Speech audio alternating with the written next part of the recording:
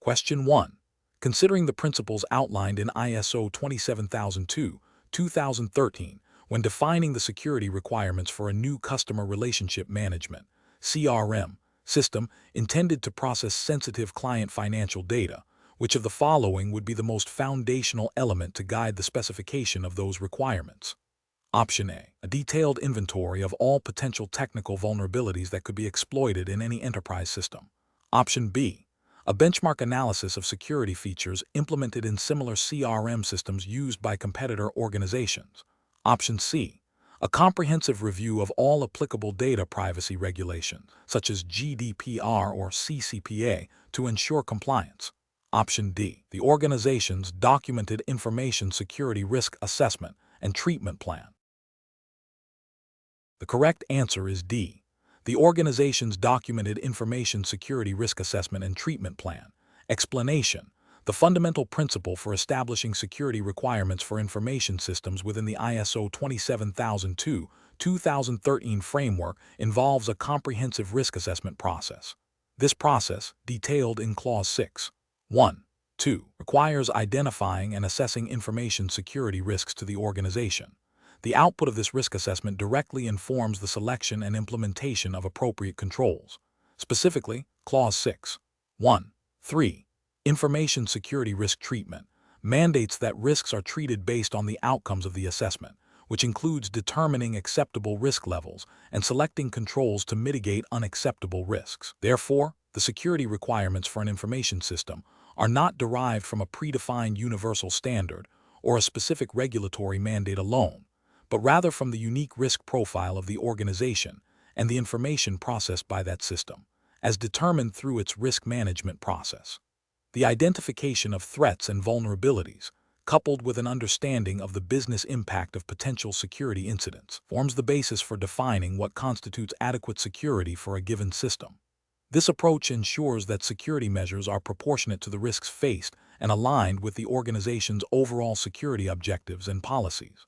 The selection of controls from Annex A, as guided by the Risk Treatment Plan, is a direct consequence of this risk-based approach to defining system security requirements. Question 2. A financial services firm is implementing a new algorithmic trading feature that significantly alters how customer transaction data is processed and analyzed. This change introduces new data transformation routines and interfaces with external market data feeds. Considering the principles outlined in ISO 27002-2013, what is the most critical security activity to undertake before deploying this new feature to mitigate potential information security risks? Option A. Implement enhanced access controls for all system administrators managing the trading infrastructure. Option B. Perform a comprehensive penetration test on the existing trading platform without specific focus on the new feature. Option C. Update the organization's overall information security policy to include general references to algorithmic trading. Option D. Conduct a detailed threat model specifically for the new data processing logic and interfaces. The correct answer is D. Conduct a detailed threat model specifically for the new data processing logic and interfaces. Explanation: the core of threat modeling involves identifying potential threats to an information system, assessing their likelihood and impact, and then determining appropriate controls. ISO 27002-2013, within its Annex A Controls, provides a framework for implementing information security. Specifically, Control A. 12. 1. 2. Change management is crucial for managing changes to systems and processes to prevent security vulnerabilities. When a new feature is introduced that modifies data processing logic, it inherently alters the system's attack surface. A thorough threat model for this change would involve identifying new potential threat actors, e.g., unauthorized users attempting to exploit the new logic, new attack vectors, e.g., injecting malformed data to trigger unexpected behavior, and new vulnerabilities, e.g., flaws in the new processing logic itself. The impact assessment would consider the confidentiality, integrity, and availability of the data affected by this change. Control A. 14. 2. 1. Security requirements for information systems mandates that security requirements are defined and incorporated into system development. This implies that during the development of the new feature, security considerations must be addressed, including threat modeling. Control A. 14. 2. 5. Secure system engineering principles. further reinforces the need to apply security principles throughout the system engineering process. Therefore, the most appropriate action is to conduct a comprehensive threat model that specifically addresses the new data processing logic, its potential vulnerabilities, and the associated risks, aligning with the principles of secure development and change management outlined in ISO 27002/2013. This proactive approach ensures that potential security weaknesses are identified and mitigated before the feature is deployed, thereby reducing the likelihood of security incidents. Question 3. Considering the principles outlined in ISO 27002/2013 for information security resource allocation, which of the following strategic approaches best aligns with achieving an optimal balance between risk mitigation and cost-effectiveness for a multinational corporation handling sensitive personal data, subject to varying international privacy regulations? Option A. Prioritize resource allocation towards controls that address the highest identified risks, while ensuring compliance with all applicable international data protection laws and regulations, and continuously evaluating the return on investment for security expenditures. Option B. Concentrate all available security resources on acquiring the most advanced technological solutions, assuming that cutting-edge technology inherently provides the best protection. Option C. Allocate resources solely based on the perceived likelihood of a security incident occurring, regardless of the potential impact or regulatory mandates. Option D. Distribute security resources equally across all potential threat vectors and asset categories to ensure comprehensive coverage, without specific regard for risk levels or regulatory requirements. The correct answer is A. Prioritize resource allocation towards controls that address the highest identified risks, while ensuring compliance with all applicable international data protection laws and regulations, and continuously evaluating the return on investment for security expenditures. Explanation: the primary objective of information security resource allocation is to ensure that the investment in security controls is proportionate to the identified risks and the value of the assets being protected. ISO 27002/2013, within its broader framework for information security management, emphasizes a risk-based approach. This means that the allocation of financial, human, and technological resources should be guided by a thorough understanding of potential threats, vulnerabilities, and the impact of security incidents on the organization's objectives. In considering the optimal allocation, organizations must balance the cost of implementing and maintaining controls against the potential cost of a breach or data loss. This often involves a continuous process of risk assessment, control selection, and evaluation of their effectiveness. The goal is not to eliminate all risks, which is often impossible and prohibitively expensive, but to reduce them to an acceptable level. Therefore, a strategic approach that prioritizes resources for controls addressing the most significant risks, while also considering compliance requirements, such as those mandated by GDPR or HIPAA, depending on the industry and data handled, is crucial for effective information security management. This involves making informed decisions about where to deploy limited resources to achieve the greatest impact in protecting information assets. Question 4. Considering the principles outlined in ISO 27002/2013 for information security risk management, which approach to risk identification would be most effective in ensuring that all potential threats and vulnerabilities are considered in the context of an organization's strategic objectives and relevant compliance obligations, such as those under GDPR or similar data privacy frameworks? Option A. Top-down methodology that begins by analyzing business objectives and critical information assets, then identifying threats and vulnerabilities that could impact them. Option B. A purely emergent approach that relies on incident response data and threat intelligence feeds to identify risks as they manifest. Option C. A bottom-up methodology that starts by cataloging all known technical vulnerabilities and security weaknesses, then assessing their potential impact on business processes. Option D. A peer review approach where internal security teams compare their risk registers against industry benchmarks to identify gaps. The correct answer is A. A top-down methodology that begins by analyzing business objectives and critical information assets, then identifying threats and vulnerabilities that could impact them. Explanation: the core of effective risk management within an information security context, as guided by ISO 27002/2013, lies in the systematic identification of potential threats and vulnerabilities. When evaluating methodologies for this purpose, a critical distinction emerges between approaches that focus on predefined categories of risk and those that are more emergent and context-driven.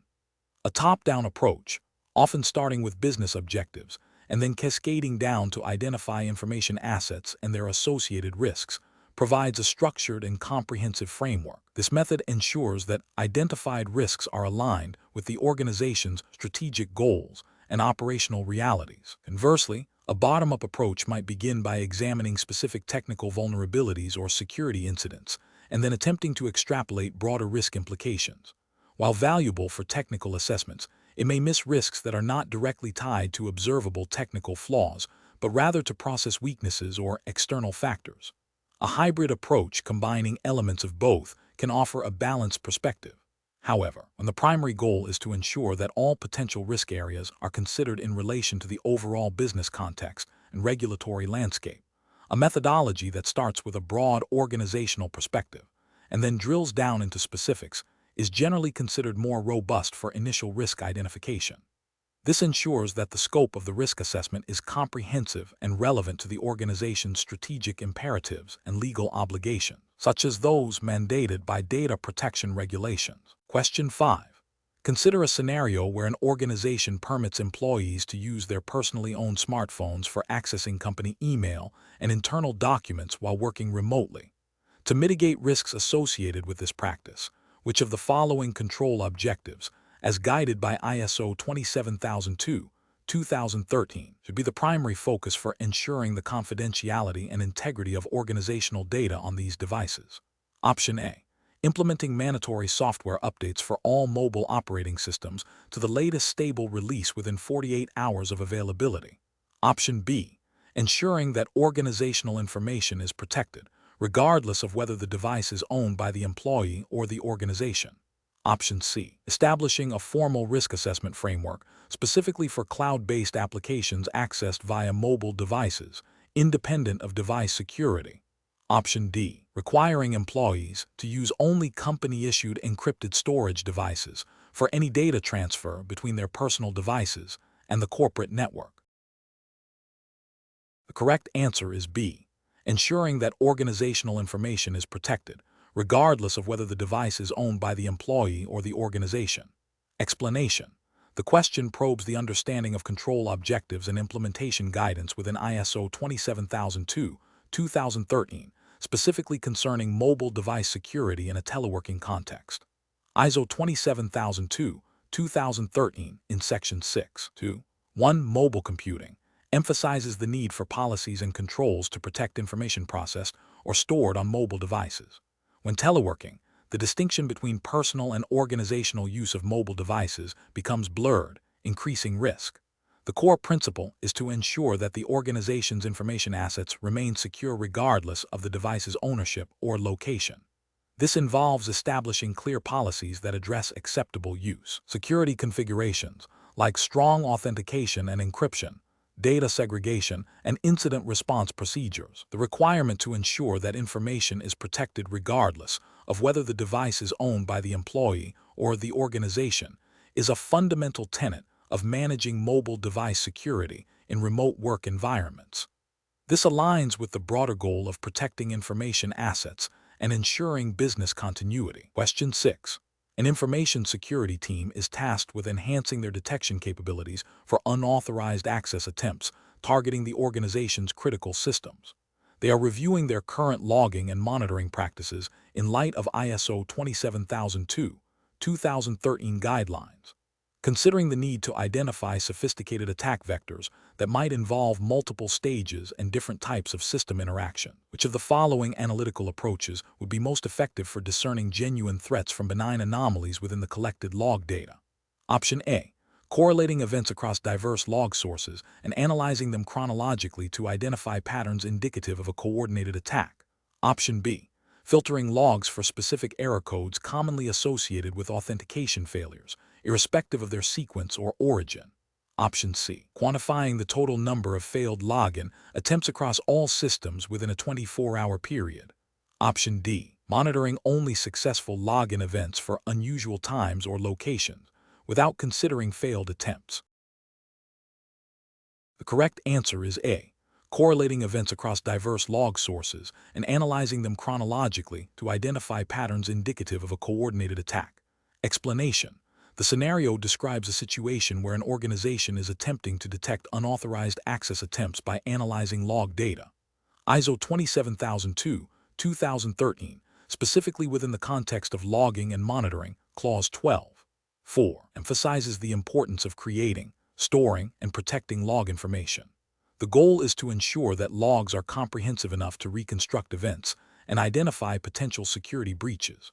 When considering how to detect an unauthorized access attempt, the most effective approach involves correlating events across different log sources and over a period of time to identify patterns that might indicate malicious activity, rather than relying on single, isolated events. For instance, a single failed login attempt might be an accidental user error, but multiple failed attempts from the same IP address within a short time frame, followed by a successful login from a different IP address for the same user account, strongly suggests a brute force attack or account compromise.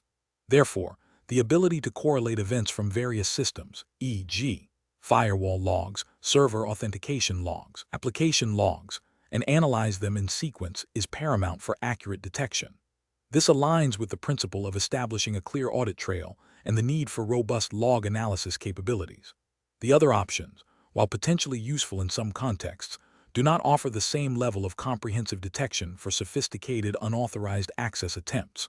Focusing solely on the volume of failed login attempts might miss more subtle attacks. Analyzing only successful logins would miss the preparatory stages of an attack. Examining logs for specific error codes without correlation would also be less effective in identifying a pattern of malicious behavior. Question 7. Anya Sharma, a long-serving employee at Innovate Solutions, Inc., is transitioning to a contractual role with the same company. This change in employment status requires a formal review and adjustment of her access privileges to various information systems and physical locations. Considering the principles of user lifecycle management within information security, which of the following actions is the most critical security measure to implement during Anya's transition from employee to contractor? Option A. Obtain a signed acknowledgement from Anya confirming her understanding of her new contractual responsibilities and access limitations. Option B. Immediately disable Anya's current employee access credentials and revoke associated system privileges.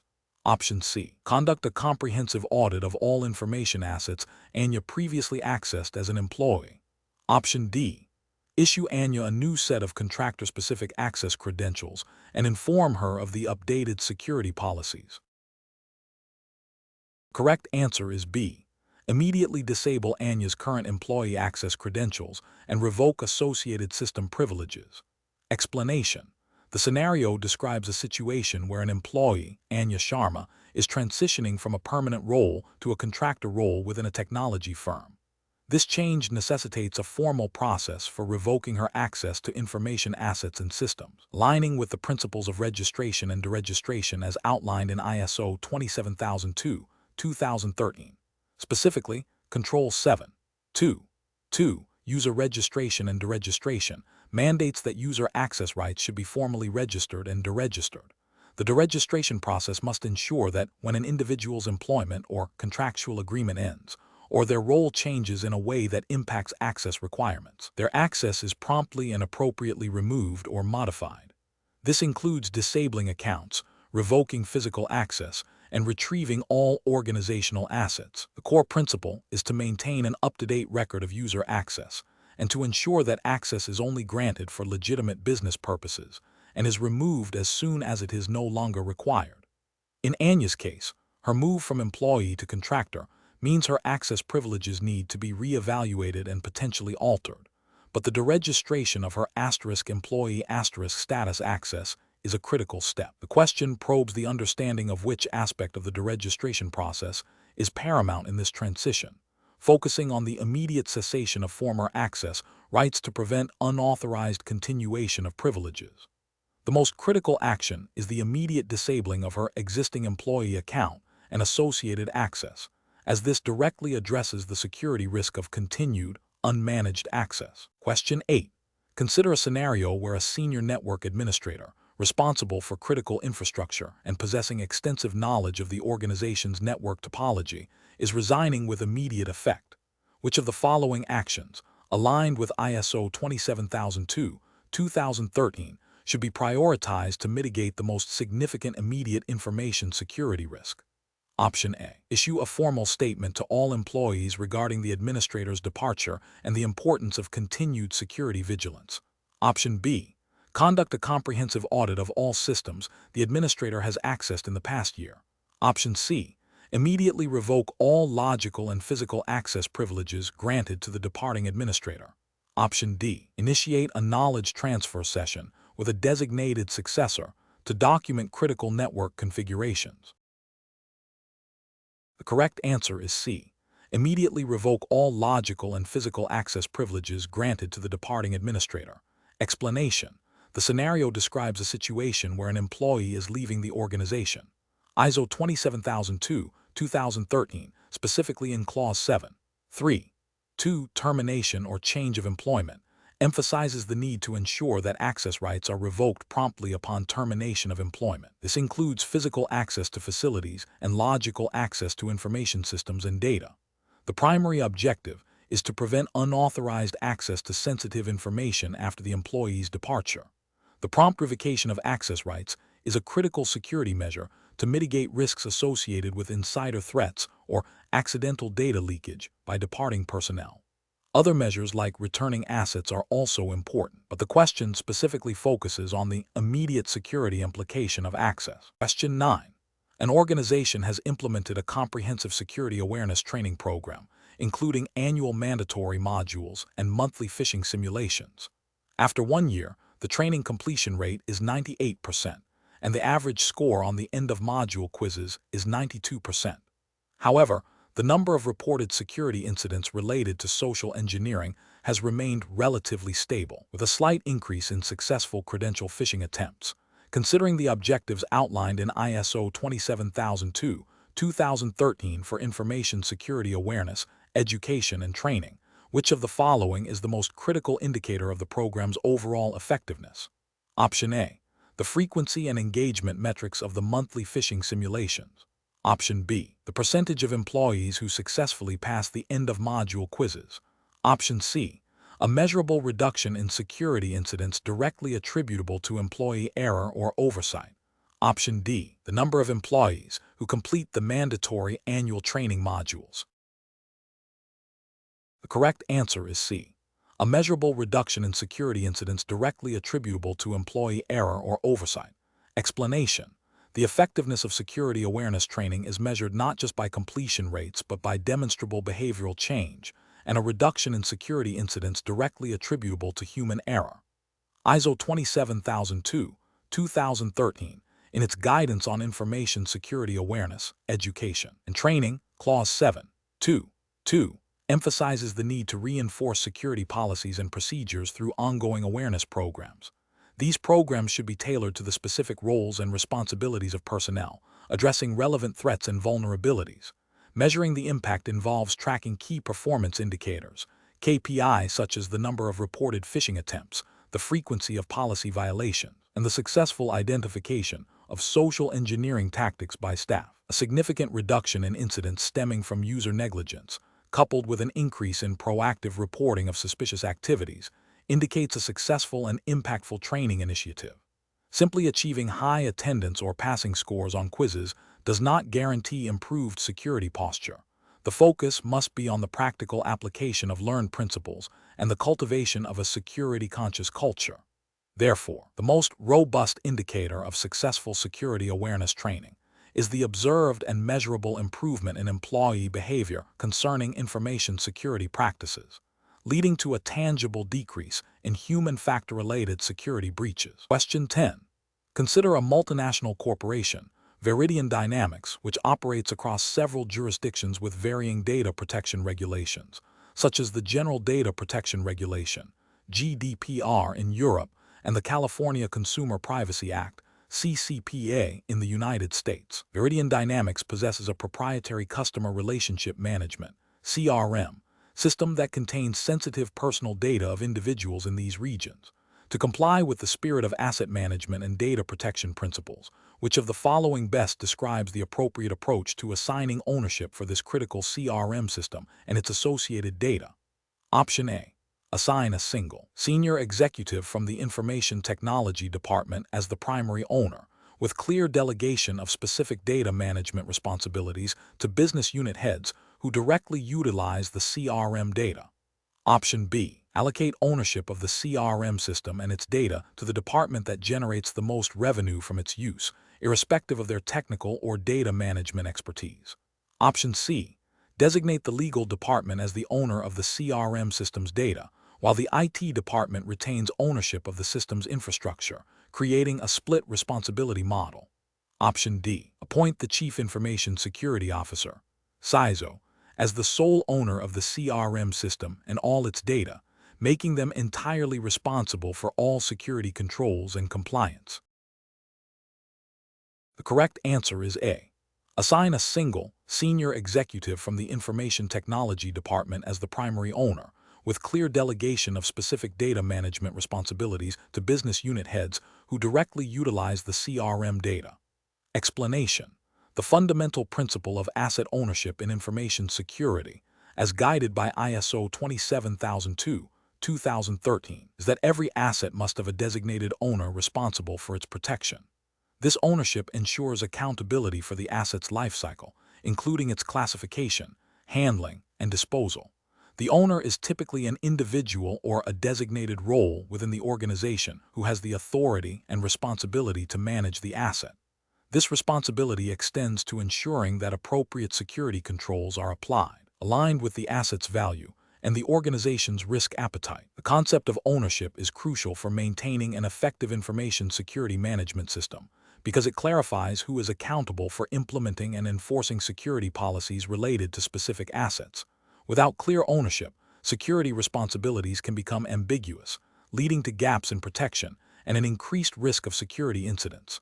This aligns with the broader objectives of Clause 5.1 of ISO 27001/2013, which mandates the establishment of an information security policy, and the underlying principles of ISO 27002/2013 in establishing a framework for managing information security.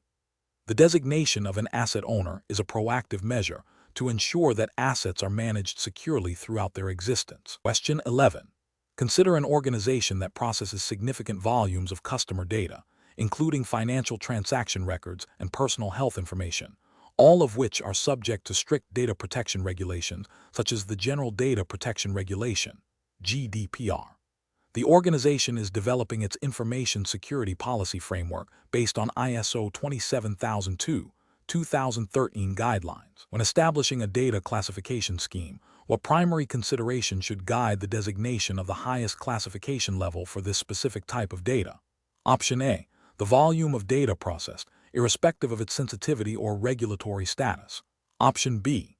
The extent to which the data is subject to legal, statutory, and contractual obligations for its protection. Option C. The frequency with which the data is accessed by authorized personnel for operational purposes. Option D. The perceived value of the data to competitors in the market if it were to be disclosed. The correct answer is B. The extent to which the data is subject to legal, statutory, and contractual obligations for its protection. Explanation: the scenario describes a situation where sensitive personal data, governed by regulations like GDPR or CCPA, needs to be handled. ISO 27002/2013, specifically within the context of Annex A. 8.2.1, Classification of Information, mandates that information should be classified according to its value, legal requirements, and sensitivity. The goal of classification is to ensure that appropriate security controls are applied based on the level of risk associated with the information. In this case, the personal data of customers, which includes financial details and health records, is highly sensitive and subject to stringent legal and regulatory compliance requirements. Therefore, the most appropriate classification level would be one that reflects this high sensitivity and regulatory burden, necessitating the most rigorous security measures. This classification directly influences how the data is stored, transmitted, accessed, and disposed of, ensuring compliance with data protection laws and minimizing the risk of breaches. The selection of a classification scheme that explicitly accounts for legal and regulatory obligations is paramount for effective information security management. Question 12. An organization handling sensitive customer financial data, subject to stringent regulations like the Payment Card Industry Data Security Standard, PCI DSS, is establishing its user access rights review schedule. Considering the high risk associated with this data and the compliance mandates, what is the most appropriate frequency for reviewing user access rights to critical systems containing this information? As guided by the principles of ISO 27002-2013, Option A, biannually to balance review effort with the need for ongoing security oversight. Option B, quarterly to align with regulatory reporting cycles and the dynamic nature of financial data access needs. Option C, annually as a standard baseline for all user access reviews across the organization. Option D, ad hoc, based solely on reported security incidents or suspected misuse. The correct answer is B, quarterly, to align with regulatory reporting cycles and the dynamic nature of financial data access needs. Explanation: the core principle behind reviewing user access rights in accordance with ISO 27002-2013 is to ensure that access is granted based on the principle of least privilege and is still necessary for the user's role. Regular reviews are essential to detect and rectify inappropriate access that may have accumulated due to role changes, project completions, or staff departures. Clause 9, 2, 3 of ISO 27001-2013, which ISO 27002-2013 provides guidance for, mandates the review of user access rights. This review process should not be a perfunctory exercise, but a systematic verification against defined access control policies and business requirements. The frequency of these reviews is critical. While annual reviews are a common baseline, the actual periodicity should be determined by the sensitivity of the information, the criticality of the systems, and any regulatory or legal obligations. For instance, access to highly sensitive financial data or personal health information might necessitate more frequent reviews, perhaps quarterly or even monthly. Comply with regulations like GDPR or HIPAA, which mandate stringent data protection measures. The review process should involve a clear documented procedure, including who is responsible for conducting the review, the scope of the review, the criteria for retaining or revoking access, and the method for documenting the outcomes. This systematic approach ensures accountability and provides an audit trail for compliance. The outcome of such a review is the modification or termination of access rights that are no longer justified, thereby reducing the attack surface and the risk of unauthorized disclosure or modification of information. Question 13. A multinational corporation, Ethelred Innovations, is undergoing a significant digital transformation, including the adoption of cloud-based services and remote work policies, which have introduced new information security challenges. The Chief Information Security Officer, CISO, has identified a need to strengthen the organization's information security posture, but has encountered resistance from several department heads regarding resource allocation and the integration of security protocols into their operational workflows. Considering the principles outlined in ISO 27002-2013, particularly concerning management commitment and responsibility, what is the most effective initial step for the CISO to take to foster the necessary organizational buy-in and ensure robust information security governance? Option A. Secure a formal mandate from the Executive Board, clearly articulating the information security policy and assigning explicit responsibilities for its implementation across all business units, supported by a dedicated budget. Option B. Develop a comprehensive security awareness training program for all employees, focusing on phishing and password hygiene to immediately address the most common user-related vulnerabilities. Option C. Propose a phased implementation of advanced security technologies, such as multi-factor authentication and data loss prevention, to demonstrate the tangible benefits of enhanced security measures. Option D. Initiate a series of bilateral meetings with each department head to understand their specific concerns and negotiate individualized security compliance plans tailored to their operational needs. The correct answer is A. Secure a formal mandate from the Executive Board, clearly articulating the information security policy and assigning explicit responsibilities for its implementation across all business units, supported by a dedicated budget. Explanation: ISO 27002, 2013, specifically within the context of management commitment and responsibility for information security, emphasizes the crucial role of leadership in establishing and maintaining an effective information security management system, ISMS. Clause 5.1.1 Management Commitment states that top management should demonstrate leadership and commitment to the ISMS. This commitment is not merely a declaration, but is manifested through tangible actions that integrate information security into the organization's overall business strategy and processes. Key aspects include defining an information security policy, ensuring information security objectives are established, integrating ISMS requirements into business processes, and allocating necessary resources. The principle is that without active, visible support and direction from the highest levels of management, any ISMS initiative is likely to falter. This support translates into providing adequate funding, assigning clear roles and responsibilities, and ensuring that information security is considered in all strategic decisions. The effectiveness of the ISMS is directly correlated with the degree to which management champions its implementation and ongoing operation.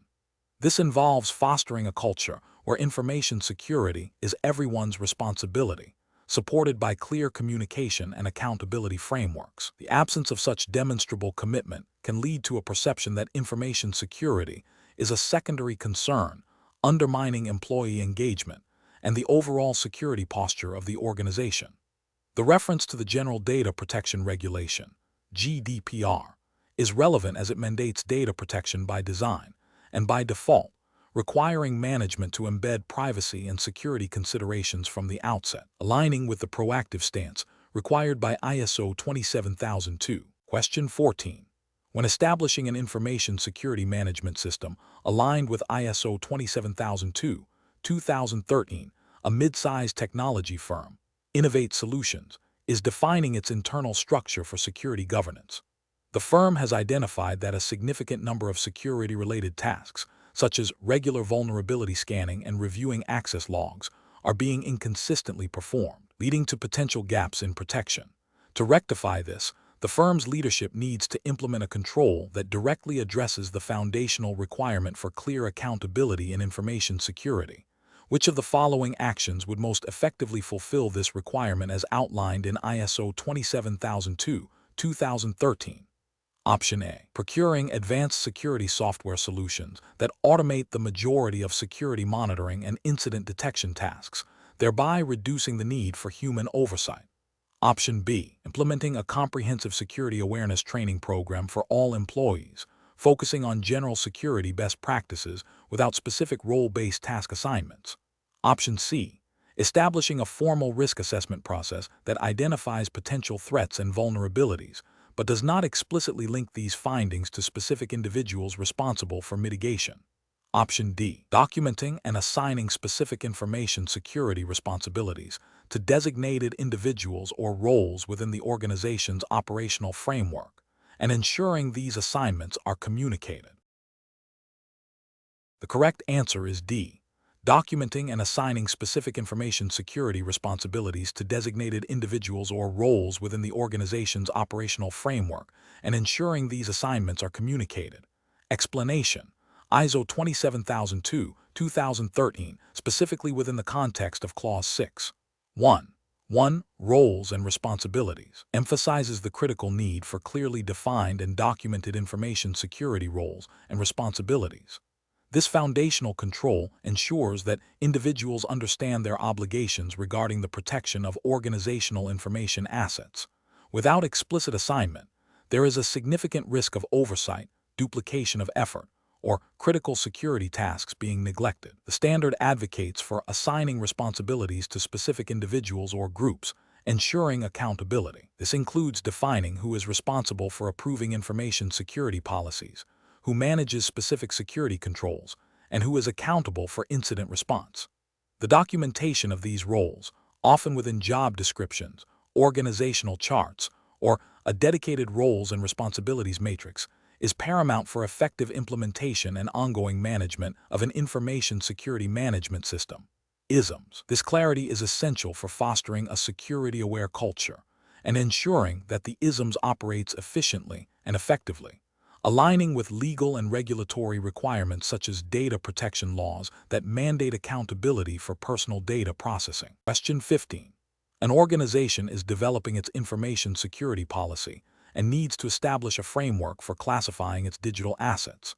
They are considering a multi-tiered approach that distinguishes between information accessible to the general public, information intended for internal use only, sensitive information requiring restricted access, and highly confidential data with critical business implications. This classification is intended to guide the application of security controls in accordance with ISO 27002/2013 guidelines.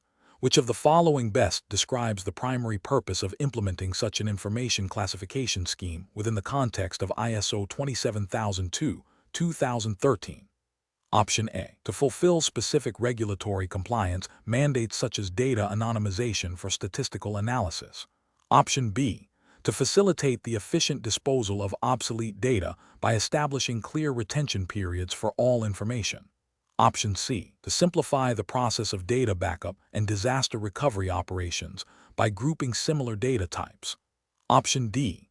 To enable the proportionate application of security controls based on the sensitivity and value of information assets. The correct answer is D. To enable the proportionate application of security controls based on the sensitivity and value of information assets. Explanation. Information classification is a fundamental process in information security, aiming to categorize data based on its sensitivity, value, and criticality to an organization. This categorization then dictates the appropriate security controls to be applied. ISO 27002/2013 specifically within Annex A. 8.2.1 emphasizes the need for classification of information. The process involves defining clear criteria for each classification level, such as public, internal, confidential, and restricted. Each level is associated with specific handling requirements, including storage, transmission, access, and disposal. For instance, highly sensitive data, such as intellectual property or personal identifiable information, PI, as defined by regulations like GDPR or CCPA, would typically be classified as restricted or confidential, necessitating stringent access controls, encryption, and secure disposal methods. The objective is to ensure that information is protected in proportion to its value and the potential impact of its compromise. This aligns with the principle of least privilege and the need for risk management, ensuring that resources are allocated efficiently to protect the most critical assets. Without a robust classification scheme, an organization may either overprotect less sensitive data, wasting resources, or underprotect highly sensitive data, leading to potential breaches, regulatory fines, and reputational damage. The effectiveness of an information classification scheme is also tied to user awareness and training, ensuring that all personnel understand their responsibilities in handling classified information. Question 16. A technology firm operating a data center housing sensitive client information is undergoing an audit of its physical security posture. The facility has a single main entrance manned by a security guard who verifies visitor identification against an approved list and logs all entries. Internally, the data center floor is further segregated into zones with keycard access, requiring specific authorization for entry into the server rooms themselves. However, the administrative offices, which contain workstations with access to the same client data, are only secured by standard office doors with basic locks and are accessible to all employees once past the main entrance. Which of the following best reflects the implementation of ISO 27002/2013 controls for securing offices, rooms, and facilities in this context, considering the need to protect sensitive information processing areas? Option A. Rely solely on the security guard at the main entrance to prevent unauthorized access to all areas of the facility, as this is the primary point of entry. Option B. Implement enhanced access controls, including keycard or biometric systems, for administrative office areas that contain workstations accessing sensitive information, in addition to the existing controls for the data center floor. Option C. Upgrade the locks on all standard office doors to higher security mechanical locks, assuming this will provide adequate protection for administrative areas. Option D.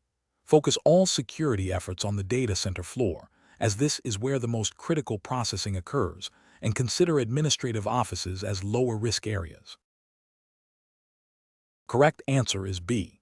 Implement enhanced access controls, including keycard or biometric systems, for administrative office areas that contain workstations accessing sensitive information, in addition to the existing controls for the data center floor. Explanation. The scenario describes a situation where physical access controls for sensitive information processing facilities are being reviewed.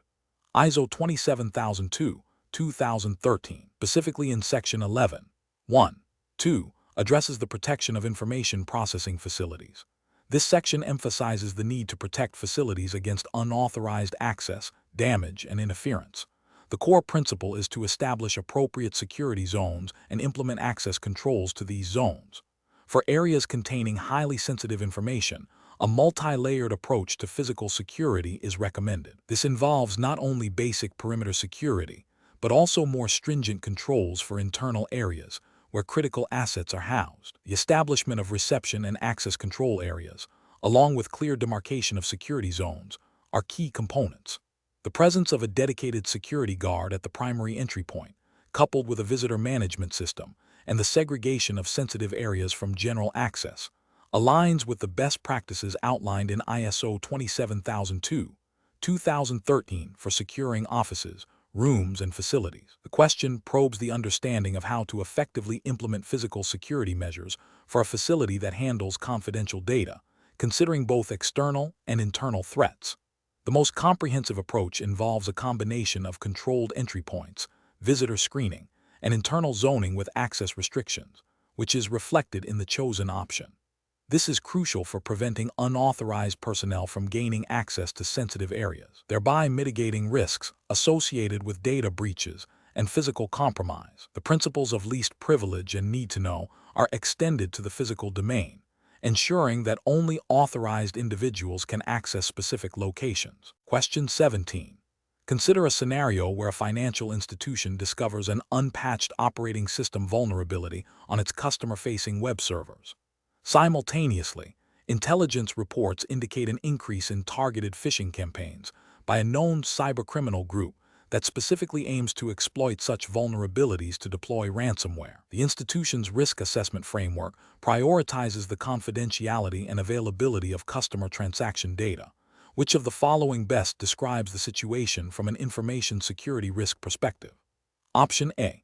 An operational incident that has already occurred and requires immediate containment and recovery actions. Option B. A specific risk scenario involving a threat actor exploiting a known vulnerability to cause a potential impact on information assets. Option C. A compliance issue related to the timely application of security patches as mandated by regulatory bodies. Option D. A general security awareness gap that needs to be addressed through employee training programs. The correct answer is B. A specific risk scenario involving a threat actor exploiting a known vulnerability to cause a potential impact on information assets. Explanation. The core principle being tested here is the relationship between identified vulnerabilities, potential threats, and the subsequent impact on an organization's information assets. ISO 27002, 2013, particularly within its clauses related to risk management and asset management, emphasizes the need to understand the likelihood of a threat exploiting a vulnerability and the resulting business impact.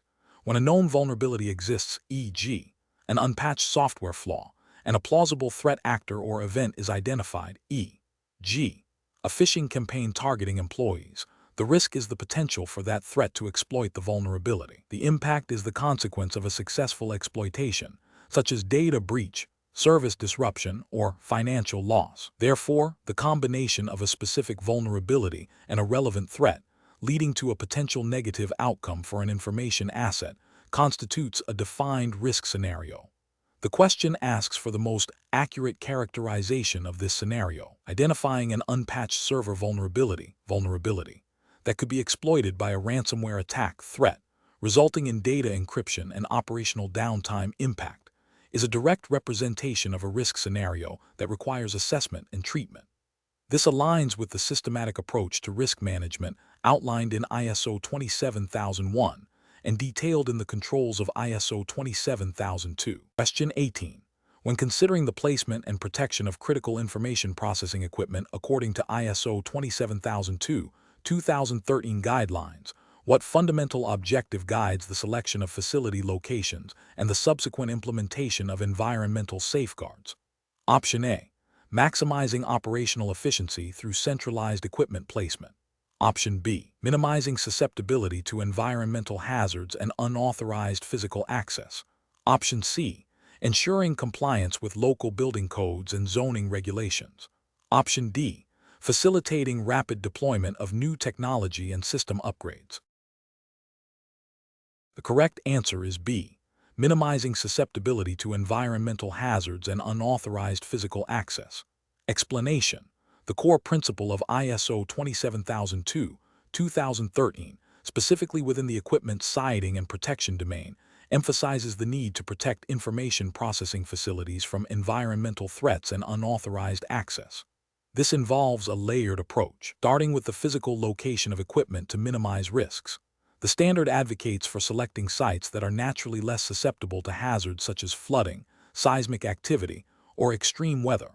Furthermore, it mandates the implementation of protective measures against such threats, which can include redundant power supplies, fire suppression systems, and environmental controls like temperature and humidity monitoring. The objective is to ensure the availability and integrity of information assets by preventing disruptions caused by physical or environmental factors. This proactive stance on facility protection is crucial for maintaining business continuity and safeguarding sensitive data from potential damage or loss, aligning with broader risk management strategies outlined in the standard. The question probes the understanding of these foundational principles by asking about the primary considerations for equipment placement and the subsequent protective measures. Question 19. Considering the foundational role of information security policies within an ISO 27002, 2013 framework, what is the primary objective of establishing a comprehensive, management-approved information security policy that is communicated to all personnel and regularly reviewed, especially in light of evolving global data privacy regulations like the GDPR? Option A. Document the organization's risk appetite statement and the detailed methodology for quantitative risk assessment across all business units. Option B. To serve as a contractual agreement with third-party vendors, outlining their obligations for data protection and security incident notification as per service-level agreements. Option C. To provide a high-level statement of management intent and commitment to information security, establishing the organizational framework and responsibilities for its implementation and continuous improvement.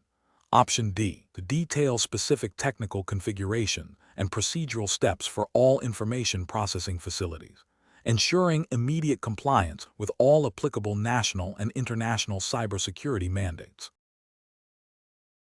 The correct answer is C. To provide a high-level statement of management intent and commitment to information security, establishing the organizational framework and responsibilities for its implementation and continuous improvement. Explanation.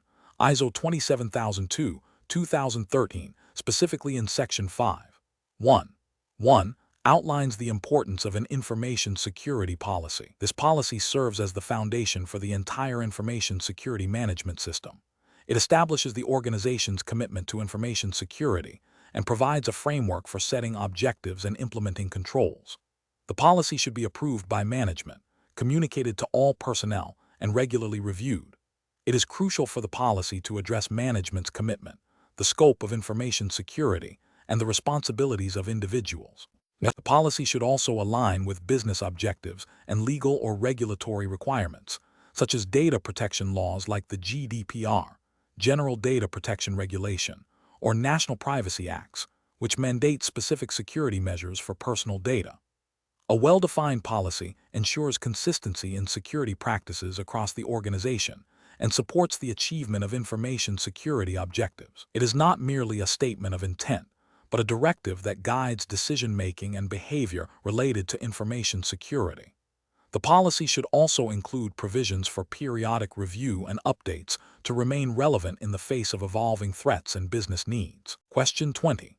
Consider the scenario of a mid-sized e-commerce platform operating under the General Data Protection Regulation, GDPR.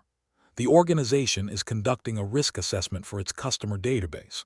A potential threat identified is unauthorized access due to a misconfigured cloud storage bucket. The organization's security team estimates that such a misconfiguration could occur with a moderate frequency, given the dynamic nature of their cloud environment and the potential for human error during deployment. The potential impact of unauthorized access to the customer database is assessed as severe, encompassing significant financial penalties under GDPR for data breaches, reputational damage leading to customer attrition, and potential legal liabilities for failing to protect personal data. Which aspect of the risk assessment process is primarily being evaluated in this scenario? Option A, the estimation of the probability of a threat event occurring and the magnitude of its consequences. Option B, the determination of the organization's overall risk appetite and tolerance levels for security incidents. Option C, the identification of applicable legal and regulatory frameworks relevant to the information assets. Option D, the evaluation of the effectiveness of existing security controls in preventing unauthorized access. The correct answer is A, the estimation of the probability of a threat event occurring and the magnitude of its consequences. Explanation: the core principle of risk assessment in information security, as guided by ISO 27002/2013, involves identifying potential threats and vulnerabilities, and then evaluating the likelihood of those threats exploiting vulnerabilities and the potential impact on the organization. Likelihood refers to the probability or frequency of a specific threat event occurring. Impact quantifies the consequences of such an event on business objectives, considering factors like financial loss, reputational damage, legal penalties, and operational disruption. When assessing the likelihood of a threat, an organization considers factors such as the threat actor's capability and motivation, the existence and effectiveness of existing controls, and the frequency of similar past events. For impact, the assessment typically categorizes consequences across various business areas, such as confidentiality breaches, integrity compromises, and availability disruptions. The combination of likelihood and impact forms the basis for prioritizing risks and selecting appropriate controls. For instance, a high likelihood coupled with a high impact scenario would demand immediate and robust mitigation strategies. Conversely, a low likelihood and low impact scenario might be accepted or addressed with less stringent controls. The objective is to gain a clear understanding of the risk landscape, to make informed decisions about resource allocation for security measures, ensuring that the most significant risks are addressed first. This systematic approach is crucial for establishing an effective information security management system. Question 21. A multinational financial services firm, operating under stringent data privacy regulations like the California Consumer Privacy Act, CCPA, and European Union's General Data Protection Regulation, GDPR, is developing its information classification policy. They need to define criteria for classifying customer financial transaction data. Which of the following approaches best aligns with the principles of ISO 27002/2013 for establishing robust classification guidelines for this sensitive information? Option A. Establishing a tiered classification system where customer financial transaction data is designated as highly confidential due to the potential for severe financial loss, significant regulatory penalties under GDPR and CCPA, and substantial reputational damage if compromised, with strict access controls, encryption at rest and in transit, and mandatory regular audits. Option B. Implementing a single, broad classification for all company data as sensitive, without specific subcategories for different types of sensitive information, and applying a uniform set of security controls across the board to avoid complexity. Option C. Categorizing customer financial transaction data as public information to promote transparency with minimal security measures, based on the belief that regulatory compliance is a separate issue from data classification. Option D. Classifying customer financial transaction data as internal use only with basic access controls, assuming that all employees will act with integrity and that external threats are minimal, thereby simplifying management overhead. The correct answer is A. Establishing a tiered classification system where customer financial transaction data is designated as highly confidential due to the potential for severe financial loss, significant regulatory penalties under GDPR and CCPA, and substantial reputational damage if compromised, with strict access controls, encryption at rest and in transit, and mandatory regular audits. Explanation: the core principle behind information classification, as outlined in ISO 27002/2013, is to assign a level of protection based on the potential impact of unauthorized disclosure, modification, or destruction of information. This impact is typically assessed against business objectives, legal and regulatory requirements, and the organization's reputation. Classification guidelines should establish clear criteria for determining these levels. For instance, information that, if compromised, could lead to severe financial loss, significant regulatory penalties, such as those under GDPR or HIPAA, or irreparable damage to the organization's standing would be categorized at the highest protection level. Conversely, information with minimal potential impact would receive a lower classification. The process involves defining distinct classification levels e.g., public, internal use, confidential, restricted, and providing specific examples and criteria for assigning information to each level. The guidelines must also address the responsibilities for classification, the review process, and the handling requirements associated with each classification level, ensuring that appropriate security controls are applied consistently. Question 22. When assessing the effectiveness of controls for managing privileged utility programs as outlined in ISO 27002/2013, what practice is paramount for ensuring accountability and detecting potential misuse of these high-level access tools? Option A. Restricting the installation of all utility programs to only authorized system administrators and performing periodic vulnerability scans on all installed software. Option B. Implementing a rigorous, documented approval process for all privileged utility program access, coupled with comprehensive logging and regular auditing of their execution and outcomes. Option C. Deploying advanced endpoint detection and response (EDR) solutions that automatically flag any execution of system utilities by non-administrative accounts. Option D. Requiring all users to undergo mandatory annual security awareness training that specifically covers the responsible use of system utilities and data handling. The correct answer is B. Implementing a rigorous documented approval process for all privileged utility program access, coupled with comprehensive logging and regular auditing of their execution and outcomes. Explanation: the core principle behind managing privileged utility programs in accordance with ISO 27002/2013, specifically within the context of Annex A. 9.2.3, Management of Privileged Access, is to ensure that the use of these powerful tools is strictly controlled, monitored, and audited. Privileged utility programs, such as system configuration editors, password reset tools, or network diagnostic utilities, grant elevated access rights that can significantly impact the confidentiality, integrity, and availability of information assets. Therefore, their use must be documented, justified, and logged. Establishing a formal approval process for accessing and utilizing these programs is crucial. This process should involve identifying the legitimate business need, assigning responsibility to authorized personnel, and defining the scope and duration of access. Furthermore, regular auditing of the logs generated by these programs is essential to detect any unauthorized or inappropriate usage, which could indicate a security incident or policy violation. The objective is to maintain a robust audit trail that supports accountability and helps in forensic investigations if necessary. This aligns with the broader security objective of preventing unauthorized access and misuse of powerful system functionalities. Question 23. A global financial services firm, operating under stringent regulatory frameworks like the Sarbanes-Oxley Act (SOX) and the European Union's General Data Protection Regulation (GDPR), is reviewing its information security practices.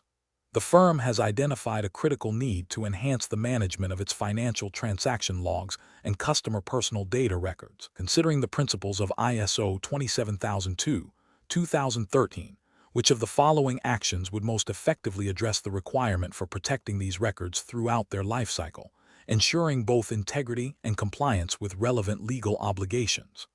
Option A.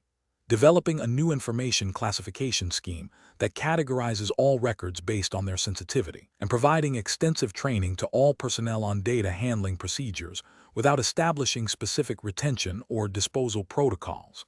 Option B, encrypting all customer personal data records at rest and in transit, and establishing a system for regularly backing up financial transaction logs to an off-site location without specific attention to retention periods or disposal. Option C, outsourcing the storage of all sensitive records to a third-party cloud provider that offers basic security measures, with the assumption that the provider will manage all aspects of record protection and lifecycle management. Option D, implementing a comprehensive record retention policy that defines retention periods based on legal, regulatory, and business requirements, coupled with secure archival storage and documented procedures for the auditable disposal of records. The correct answer is D, implementing a comprehensive record retention policy that defines retention periods based on legal, regulatory, and business requirements, coupled with secure archival storage and documented procedures for the auditable disposal of records. Explanation: ISO 27002-2013 Control A. 18.1.3 Protection of records mandates the safeguarding of information records to prevent unauthorized access, modification, or destruction, and to ensure availability for business needs and legal compliance. This control emphasizes the importance of managing records throughout their life cycle, from creation to disposal. The specific requirements include establishing procedures for record retention, storage, and secure disposal, all while considering applicable legal and regulatory obligations, such as those outlined in data protection laws like GDPR, General Data Protection Regulation, or national data retention statutes. The integrity and authenticity of records must be maintained, especially for those serving as evidence in legal proceedings or for audit purposes. Therefore, implementing robust controls for record management directly supports the overall information security management system by ensuring the trustworthiness and accessibility of critical organizational data. Question 24. Consider a multinational corporation, EthelGuard Dynamics, which operates in several jurisdictions with varying data protection regulations, including GDPR and CCPA. EthelGuard Dynamics is implementing a new cloud-based customer relationship management (CRM) system to ensure consistent security practices across all its operations and to meet compliance requirements. What is the primary purpose of establishing detailed, documented operating procedures for personnel interacting with the CRM system, specifically concerning data handling and access controls? Option A, to create a historical log of all user activities within the CRM system for forensic analysis in the event of a security incident. Option B, to establish performance metrics for IT support staff responsible for maintaining the CRM system's availability and integrity. Option C, to serve as a training manual for new employees, outlining the basic functionalities of the CRM system and its intended business use. Option D, to provide unambiguous, step-by-step guidance to personnel, ensuring consistent application of security controls and compliance with diverse regulatory mandates when accessing and processing customer data within the CRM. The correct answer is D, to provide unambiguous, step-by-step guidance to personnel, ensuring consistent application of security controls and compliance with diverse regulatory mandates when accessing and processing customer data within the CRM. Explanation: the core of documented operating procedures in information security, as guided by ISO 27002-2013, is to ensure consistent and controlled execution of tasks that impact the confidentiality, integrity, and availability of information assets. These procedures serve as a critical component of the operational security management system. They provide clear instructions for personnel on how to perform specific activities, thereby reducing the risk of human error, unauthorized actions, and non-compliance with security policies. For instance, a documented procedure for handling classified documents would detail steps for access, storage, transmission, and destruction, aligning with controls like A. 8.2.3 handling of assets and A. 11.2.7 clear desk and clear screen. The effectiveness of these procedures is directly linked to their clarity, accessibility, regular review, and the training provided to staff. Without well-defined and communicated procedures, Even the best security policies can falter in practical application. The maintenance of these documents also involves version control and a defined review cycle to ensure they remain current with evolving threats, technologies, and organizational changes as implied by controls such as A5.1.1 Policies for Information Security and A7.1.1 Information Security Policy. Question 25. A multinational corporation is implementing a new end-to-end encrypted messaging service for its executive team. To ensure confidentiality and integrity of communications, a robust cryptographic key management strategy is essential. The process involves establishing unique symmetric keys for each communication session between pairs of executives. What fundamental control, guided by the principles of ISO 27002/2013 for cryptographic controls, must be rigorously applied during the initial setup of these secure communication channels to prevent unauthorized access to the encryption keys? Option A. Implementation of a key escrow mechanism with a designated trusted third party. Option B. Secure generation and distribution of cryptographic keys to authorized entities only. Option C. Mandating the use of digital certificates for key certification by a public certification authority. Option D. Establishment of a comprehensive key revocation procedure for compromised keys. The correct answer is B. Secure generation and distribution of cryptographic keys to authorized entities only. Explanation. The scenario describes a critical aspect of cryptographic key management, specifically the process of securely generating and distributing cryptographic keys for a new secure communication channel.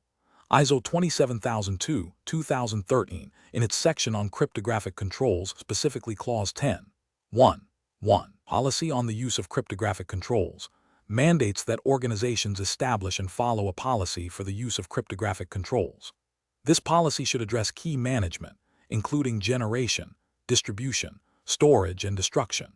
When establishing a new secure communication channel between two entities, the fundamental requirement is that both parties must possess identical, secret keys that are known only to them. The process of generating these keys and ensuring they are shared securely, without being intercepted by unauthorized parties, is paramount. Key escrow is a process where a trusted third party holds a copy of the decryption key, which is typically used for lawful intercept or recovery purposes, not for initial secure key establishment between communicating parties. Key revocation is the process of invalidating a key that is no longer trusted, usually due to compromise or expiry, which is a subsequent step after initial establishment. Key certification involves validating the authenticity of a key through a trusted third party, often a certificate authority, which is more relevant for public key cryptography and digital signatures rather than symmetric key establishment for a new secure channel. Therefore, the most appropriate control in this context, aligning with the principles of secure key management as outlined by ISO 27002/2013, is the secure generation and distribution of these keys, ensuring only the intended recipients possess them. Question 26. Anya Sharma, a specialized contractor engaged for a 6-month project involving sensitive financial data, has successfully completed her assignment. Her contract has officially ended. Considering the principles outlined in ISO 27002/2013 regarding user access management and the termination of user access, what is the most critical immediate action to be taken concerning her access to the organization's information systems and assets? Option A. Notify Anya Sharma of her deregistration and await her confirmation before revoking access. Option B. Schedule a review of Anya Sharma's system activity logs from the past month before revoking access. Option C. Immediately revoke all system access and deactivate all associated credentials. Option D. Archive Anya Sharma's project-related data and then revoke access after a grace period of 1 week. The correct answer is C. Immediately revoke all system access and deactivate all associated credentials. Explanation. The scenario describes a situation where a contractor, Anya Sharma, has completed her project and her access to the organization's systems needs to be revoked. ISO 27002/2013, specifically within the context of Annex A. 7.2 Information Security for Use of Information Processing Facilities, and A. 8.1.2 User Access Management, emphasizes the importance of timely and systematic deregistration of users when their employment or contractual relationship ends. This process ensures that former personnel no longer have access to sensitive information or systems, thereby mitigating the risk of unauthorized disclosure or misuse. The core principle is to revoke access promptly upon termination of need, which in Anya's case is the completion of her contract. Therefore, the immediate and complete revocation of all system access, including any specific credentials or privileges granted for her project, is the most appropriate security measure according to the standard's guidance on user access management and the termination of employment. This aligns with the principle of least privilege and the need to maintain confidentiality and integrity of information assets. Question 27. A critical environmental control system in a company's primary data center has malfunctioned, leading to a significant and sustained increase in ambient temperature. This overheating poses a risk to the physical integrity of the servers and could potentially cause system failures or necessitate emergency power downs, creating a window for unauthorized physical access or data compromise, which ISO 27002:2013 control is most directly applicable to mitigating the security implications arising from this environmental threat to the physical infrastructure. Option A, access control to information systems. Option B, protection of information processing facilities against external and environmental threats. Option C, physical security monitoring. Option D, secure disposal of media.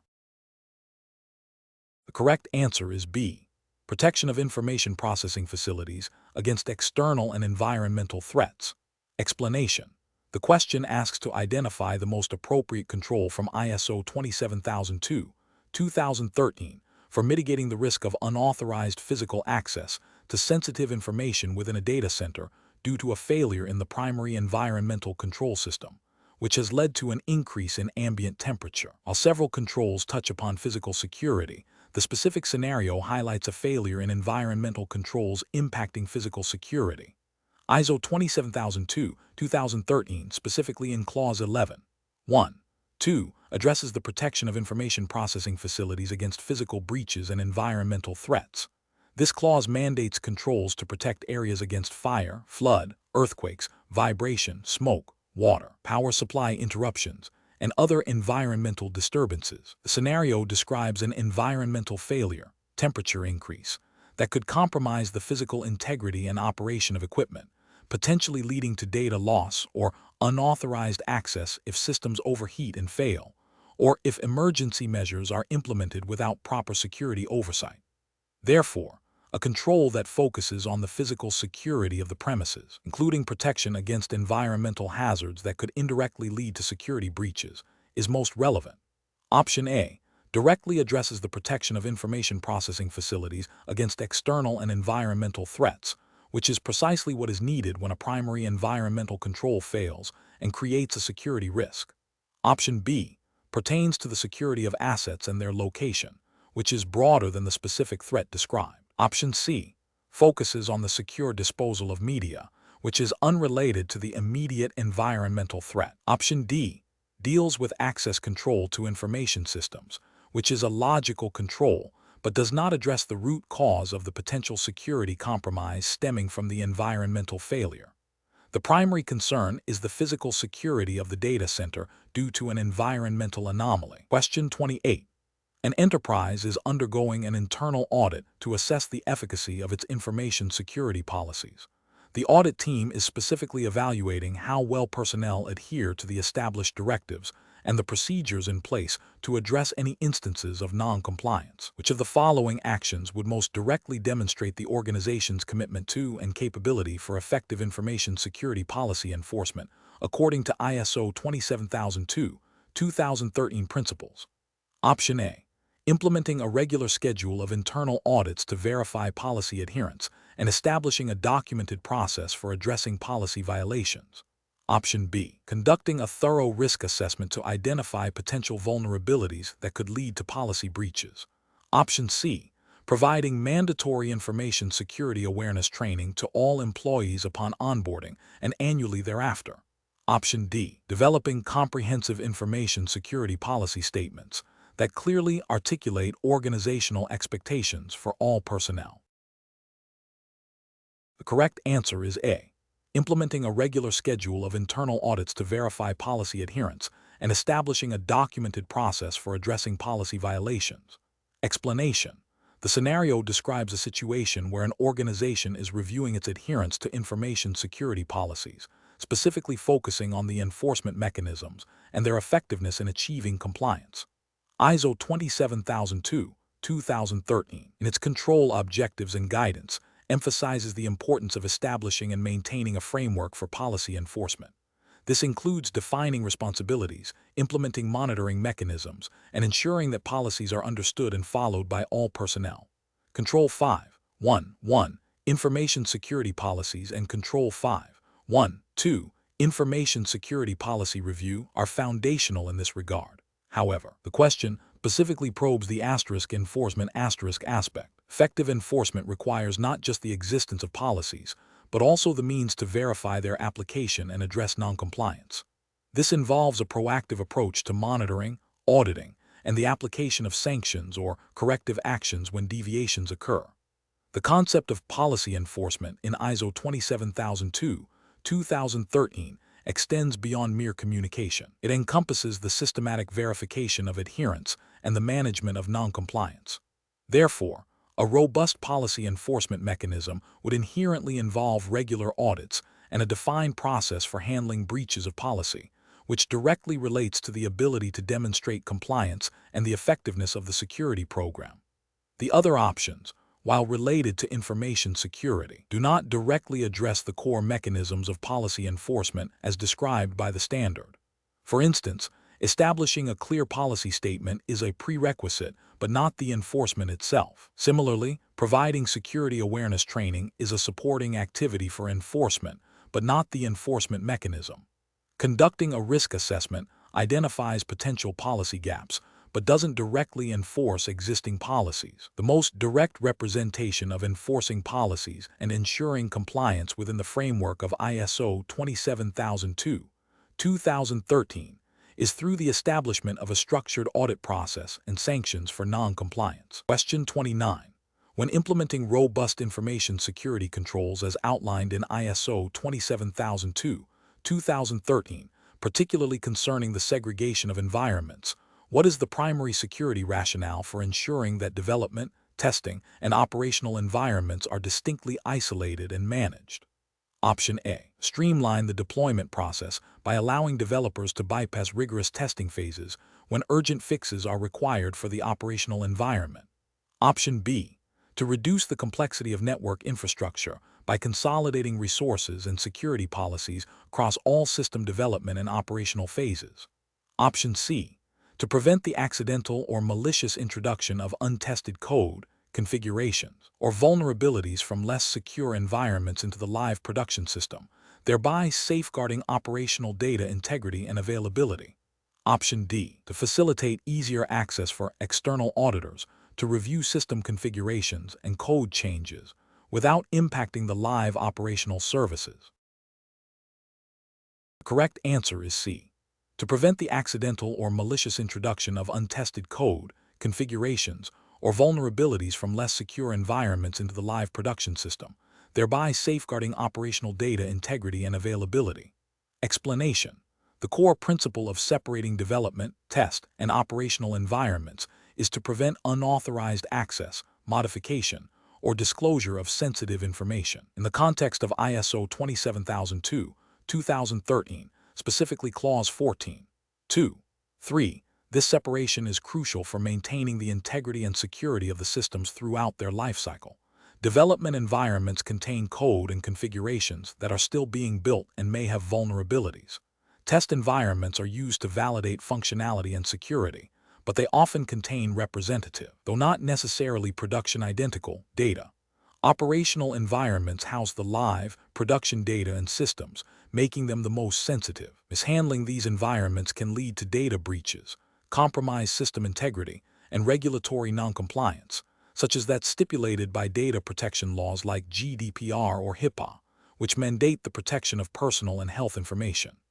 A common security risk is the accidental introduction of malware or unauthorized code from a development or test system into the production environment. This can occur if there isn't a strict change control process or if the environments are not adequately isolated. For instance, If test credentials or configurations, which might be less stringent than production ones, are mistakenly deployed to production, it creates a significant security gap. The segregation ensures that changes are properly vetted and controlled before impacting live operations. This also aids in compliance with audit requirements, as it provides a clear audit trail of changes and testing procedures. Therefore, maintaining distinct and appropriately secured environments is a fundamental control for managing information security risks. Question 30. A multinational corporation, Innovate Global, aims to leverage advanced analytics for predictive customer behavior modeling to enhance its market share. This initiative requires integrating data from various international subsidiaries, some operating under strict data localization laws like the German Federal Data Protection Act, BDSG, and others under broader privacy frameworks such as the California Consumer Privacy Act, CCPA. Innovate Global plans to procure a new cloud-based data analytics platform. Which of the following actions, when implementing ISO 27002:2013 controls, most directly ensures that the information security of this new platform supports Innovate Global's business objective of enhanced market share through advanced analytics?